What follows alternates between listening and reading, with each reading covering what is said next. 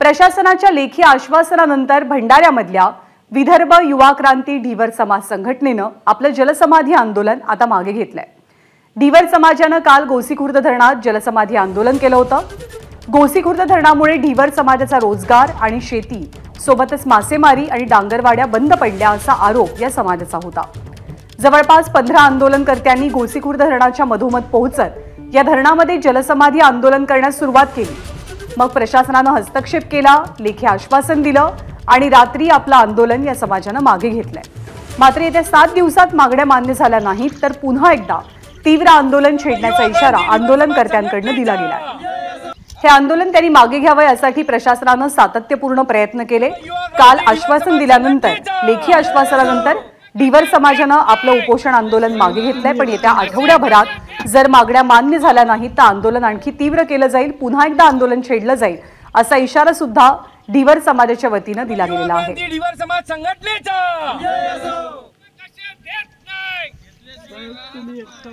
प्रशांत देसाई आपल्याला अधिक माहिती देतात। प्रशांत, आता आंदोलन मागे घेतल्यानंतरची काय भूमिका आहे ढिवर समाजाची? निश्चितच गेल्या 40 वर्षापासून हा गोसीखुर्द धरण इथे पूर्णत्वास आला आहे। पूर्व विदर्भातील हा एक मोठा प्रकल्प आहे गोसीखुर्द धरण।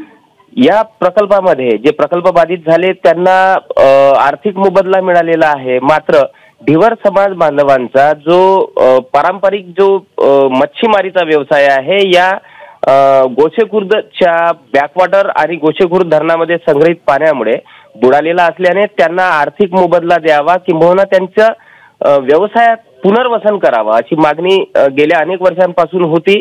मात्र प्रशासनाने याकडे दुर्लक्ष केल्याने काल ढिवर समाज बांधवांनी विदर्भ क्रांती ढिवर समाज संघटनेच्या नेतृत्वात जलसमाधी आंदोलन पुकारलं होतं। अगदी गोसीखुर्द धरणाच्या मधोमध यांनी हे आंदोलन केलं, त्यामुळे प्रशासनाची अगदी दमछाक झाली होती। मात्र सायंकाळच्या नंतर प्रशासनाचे अधिकारी आले, त्यांनी लेखी आश्वासन दिलं।